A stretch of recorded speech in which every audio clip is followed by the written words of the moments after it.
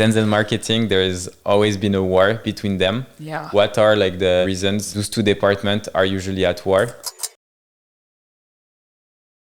I feel like there's a misdirection or misalignment on how departments are measured, and they're not measured in a way that hinge off of one another. So usually there's going to be an inherent gap that's between SDR and marketing, and then it widens whenever you get to sales because, marketing's just focused on a different goal. So their goal is typically going to be MQL, which is usually defined, especially at the enterprise level, in terms of anyone who's downloaded your content. And then we threw lead scoring in there, and basically we said, okay, we're going to take this a step further. So we're going to score people on different attributes. Usually I'll see like level of title, sometimes, company, or what was the action usually is the most highlighted thing of like, did they request a demo that's going to get them more points than, if they downloaded content, is it relevant content, and on and on. And when someone gets over a threshold, then like, okay, they become quote unquote buyer ready for someone to talk to. And I'm like, well, this is an inherent gap because an intern over at Oracle, for instance, they're going to be lead scored really, really highly because of the level of organization. But it's like, that's the inherent gap, is marketing's cheering whenever they have a certain MQL number. Sales development is cheering less, but they're cheering some, because they were able to book some meetings, and then the sales VP is churned. No one can close, and the explanation is like, well, they just need to figure it out. I think like the KPI part is probably like the most important one because, as you said, the end goal in the end is different. Because if you want to increase marketing qualified leads, obviously like you need to potentially do things that's going to increase the volume. And when you increase the volume, like the shortcut to that is to decrease the quality. But there is something else that I feel is also important is that marketing and sales simply don't work together. Your salespeople are your experts. They should know like the industry in and out. They should become like consultants. So your marketing team should do exactly the same thing as when an SDR is, like being ghosting on an AE, just looking at everything and shadowing the AE. Your marketer should be doing the same. Should be doing with that. At least, once or twice per month. That way, first you create like relationships between people. And when they get on well, it's much harder for them to shit on each other and say like you're doing like a crappy job, etc., just because they actually don't know the person nor how much or how hard they work. Yeah. And then there is this thing where marketing can actually learn a lot from how good sales rep ask questions or do like discoveries or do all these things, which can give also great ideas for the marketing team to create content, and often better content actually. And we also had another thing. We have like what we call LinkedIn buddies. So our marketing team is paired with one person in sales. Okay. And they are buddies, which means that when someone in sales wants to write like a post on LinkedIn, they would give like copywriting tips, like help them with the hook, help them like just give feedback. Marketing would. Yeah. The goal in the long term is that sales rep can still like write their own post. It's more of a like training type of things. That's interesting because marketing, what they bring to the table, usually what I would hope is copyright skill, like the aesthetic of a message. Where should punctuation be? How long should the message be? What should you lead with? And then sales, hypothetically should possess the buyer knowledge. Yeah. And so bridging those two gaps, and if you leave either one of those out, like it's a huge miss. And I think it's super helpful also, like, as you said, like sales will bring the expertise, the knowledge of a market and all these type of things, but sales can also benefit from becoming great copywriters. For sure. They're writing emails all Exactly. day. I also feel like on the KPI side, as you mentioned, it's not, I think it's the leadership that is wrong. And I think that people who are like pushing marketing on MQLs don't always understand marketing.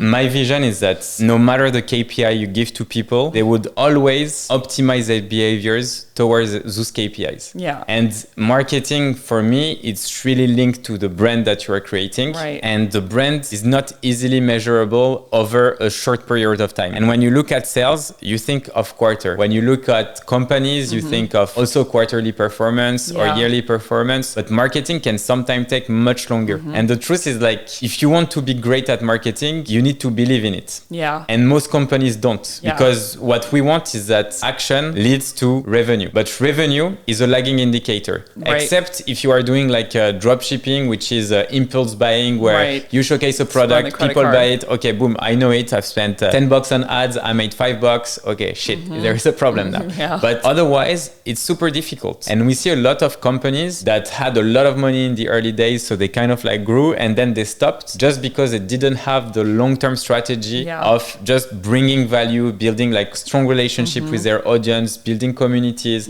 all these type of things that can really like help you grow in the long run. The growth is something that we should all be focusing on, but we should be smart enough to do it for the long run. Totally. How do you bridge that gap between marketing and sales development for free trial or free trial and freemium? For me, like a well-executed marketing strategy where in the end, you're just bringing what people want. And what people want is to try even if it's a software, to try it. And if they like it, to buy it. You're out of your mind to get them to let them actually try the product, even like make their own opinion. What? How is that even possible? The truth is like the behavior person's gonna have can't match the company they are from. So for example, I'm taking like a Jim from a 5-person company who wants to do outreach.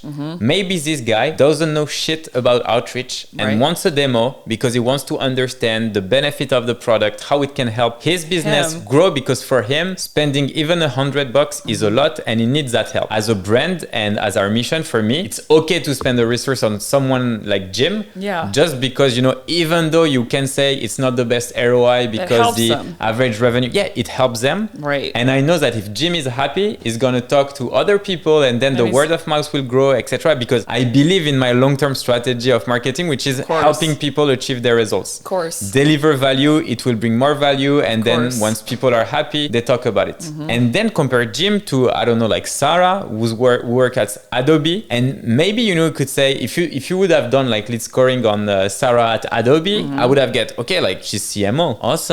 She's at Adobe. Awesome. Great. There's a lot of money, etc., etc. You know, so it's like, let's push a demo down her throat, you know, like don't give her access to the free trial. Like, but the truth is like Sarah, maybe she's like, she loves to put like her hands, like get her hands dirty. She likes to play with tools. She likes to understand what she's talking about whenever 100%. She presents it to her team. So why would we push down her throat a demo or a SDR or someone, you know, that might be, because the truth is like, as soon as you have a SDR coming into place or an AE, you're still taking a risk. Even if it's your best performer, as soon as there is like a human interaction, you're still adding a risk to the process. Freedom of choice is for me like the new lead scoring. Why are we so scared to let people see our products? Like, why are we scared for that to happen within B2B SaaS? You know, I would take a guess. It's that we believe at the core, and this is the problem, that salespeople's job is to convince you to buy the product by the way you describe it. So if you can get to know the product without me as a salesperson, you've just taken away my core functionality. And I'm like, I think people are so scared to let you just see the product or let you see pricing because they're terrified that you might not buy if you know it. And I'm like, I would argue you're less likely to buy if you hold back that information than if you just point blank were like, here's the pricing, here's access to, like, here's the sweater, go ahead and put it on, walk around,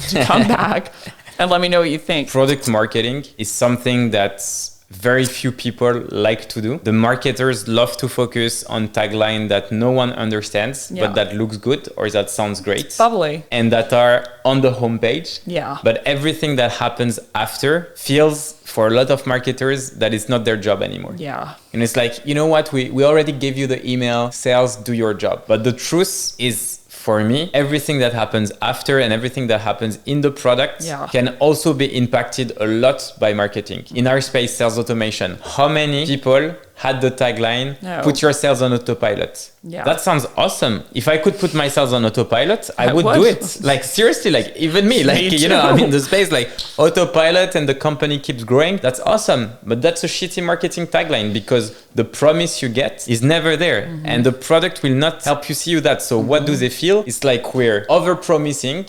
So the product is under-delivering. And to bridge a gap between this over-promise, we're just going to put a nice sales rep rep, that can make you feel delay it long enough to where Exactly. they buy. I know that we're talking about closing the gap between these two. It's like part of the gap is shared ownership of like, what are we trying to accomplish with our prospects, and how can marketing be attracting like the people who have that problem, lead routing in a lethal way.